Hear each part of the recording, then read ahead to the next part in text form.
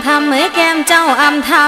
ำตอนตั้งแต่หัวคำแม่ลำสีพันดอนบาดเตือกสีอ่อนซ่อนเพิ่นบอกให้ลำคูกายลำยวนลำคูเพิ่นบอกว่าลำเพิ่นมีลำเตยลำเดินลำเพิ่นลำสิงจากว่าสิ่งบ่สิ่งจนเหือแตกเหือแตนถ้านะผู้ส้มผู้แทนก็เต้นจนไงงอง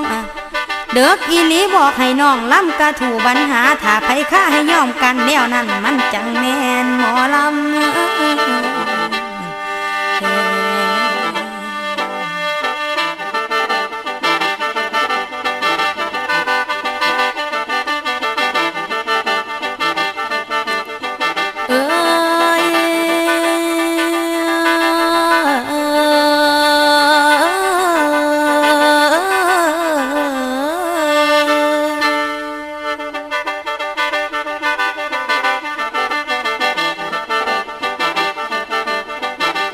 เมื่อนี้ฟังลำถามลำแก่แก้มก้อนกระทูสาดไผสลัดจังอยู่ได้ไผบ่เก่งก็ต้องให้ต้นหานแลนี่สามารถรับตัวน้องนี่บอกว่าบ่ยอมถอนบ่ได้ค้อนหลังมือเสือว่านางบ่คืนบ้านไผบ่หานต้องเสียหน้าไผฆ่าต้องเสียเปรียบสมเทียบลำเมื่อนี้ไผบ่สู้ต้องแม่นยอมลำมีเสียงสาดซ้อมจนกลดอมดังเฮอนะหมอกระเทินอย่ามาร้องอย่าสิข้องสิงแซมคอยย่านใส่เสียแต้มแซมปานเหือพอข้าเถื่อนเฟือนหาตั้งแต่ลมบอกข้องมุกแม่ของบัดนี้คอยสิขอทดลองมันสมองหมอใหญ่เส้นเจ้าจอนถอดใส่ในอ้ายใหญ่หมอแค้นคอยสิฟ้อนสองแขนให้แฟนฟังเมืองก่อนเบิ่งหมอลำผู้ใส่แนวส่งมวยอ่อนๆหน้าหลอนตาตายสิสำรวจผู้ใส่คอยย่านเพิ่นขี่เหล้าเบิ่งหน้าสีเศร้าๆย้อนถึงเมียตีย้อนว่าเพิ่นสู้ซี่ลักหนีแต่เศร้านางกิ้งอยากฟ้อนคู่เขาไปเว้าไปเคลียเขาว่าเจ้าลักเงินเมียนี่มาหลายขนาดเมียว่าสิไปตลาดนี่ซื้อสิ่งซื้อของเจ้าผ้าเสือกจองห้องลักไปซื้อเหล้าพอว่าใหญ่ซ้ำเจ้านี่พ่อเปลี่ยนพ่อแปลงกินเหล้าจนตาแดงสามเส้นก็อยู่พ่อมูพ่อกูแห้งบ่หูจักเนื้อเจ้ามันโผดเอาเรือลืมบาทลืมซองลืมซองลืมบ้านลืมซองว่าแต่เราเข้าท้องลืมน้องผู้นั่งท้องคอยได้ยินเขาว่าหมดเงินแล้วก็เหงาหงอยนี่บ่ติงบ่ป่า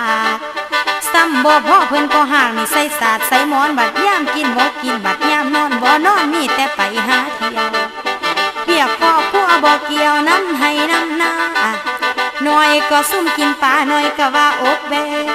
จักหน่อยก็ว่าขอเงินเนซื้อเหล้าแก้มอกมาเสือเขาหันเขาบ้าเมามานอนแทควรเห็นใจเมียแน่ล่ะผู้เป็นพันยาทั้งเลี้ยงลูกบุตรตาเลี้ยงผัวน้ำแน่คันเมียเว้าบ่ฟังก็ฟังความพ่อแม่บอกแง่ก็ยังไข่โลดบ่ฟังความไผไปผู้เดียวอาจลาเจ้ามันโพดบางอาจขาดหอดสินธรรมก็ควรคิดประจำไว้แน่สินหาจือไว้แน่ผู้ซาขอหนึ่งคือปรานาทิปาตาเวรมณีสิกขาห้ามฆ่าสัตว์ฆ่าสาบ่มีผลมีเหตุข้าให้อยู่ในขอบเขตขั้นขาแล้วให้กินจังสิบ่ผิดศีลล่วงหลายไพ่มาถ้าว่าอ้ายบ่อยากบ่ควรขาควรขั้วต้องให้สำนึกตัวไว้แน่หมอใหญ่พอสองอาทิตย์หน้าเพิ่นบ่ให้ลักไก่ลักหัวลักกล้วยแม่นสิทุกสีรวยเพิ่นก็บ่ให้ละพอที่สามนี่แห้งคักเพิ่นว่าคาเมสุมิสาจารเวรมณีสิกขาเพิ่นบอกไว้แล้วนะห้ามลิ้นเมียหมู่ถ้าผัวเพิ่นบ่อยู่สู่เพิ่นเมียเขาสินขอนี่อย่าถือเบามันสิกลายเป็นบาปน้อยผัวเพิ่นน้ำปากใส่คุกตาละถ้าสินอนง่ายข้างอยู่ในคุกจอคอถ้าบ่เป็นดังนั้นแม่นสิสร้างสิก่อก็บ่หังบ่มีให้จำไว้แน่ตีหมอลำขี้กาข้อที่สี่นี่หากเพิ่นว่ามุสาวาทาเวรมณีสิกขาเพิ่นบอกไว้แล้วนะห้ามตัวห้ามตมขั้นตัวให้หมู่ลมละหมู่ทุกหมู่จนเจ้าก็ต้องเป็นคนหับกับหับคอพอหาเว้าซะพอกับว่าสุราเมรยมัสสะปมาเพิ่นห้ามกินเหล้าสุราจ นเกินขอบเขตกินต้องหูสังเกตบรรพวันศีลกินต้องหูจักกินบ่แม่นกินจนหากินแล้วให้หมู่ลำบากน้ำทรงถึงเฮือนกินแบบนี้มันเหมือนคนโง่คนจ้าคือหมอลำผู้ชายกินเหล้าแล้วเป็นบ้าลงเฮือนลงซ่านลงหอดเบียกหอดงานเฮือนซ่านบอกเกี่ยวบาดเมามาแห้งๆรถเอาหำออกเหี่ยวเปียกส่งเปียกแพ้ไปมาล้ำซ้ำแซ่อีมาแล่แป้แป้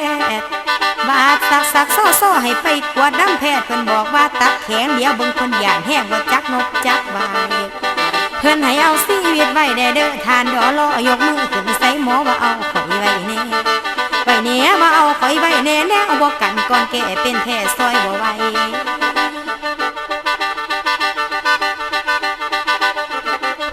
บาดตัวเศร้ามาได้บ่พอปีก็กินไหมใส่ลงไปบาดนี้ให้นักหนาตื่นทวีแต่ก่อนนี้แต่กินเหล้าเมามาจนหากเฮีย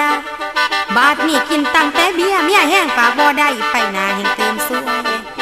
ไปเก็บเงินค่าสิ่งคุ้ยหมดเป็นล้าน2 ล้านจากเขาบ้าเขาหานบ่เคยจงเคยแพงบาดเมามาแห้งเขานอนหอดโลกไก่เขานอนหอดโลกไก่บ่ให้ต้องอยู่เอาเป็นสังเจ้าจังบ่ตายเบิ่งแน่ที่ผู้ชายอายน้องผู้อื่น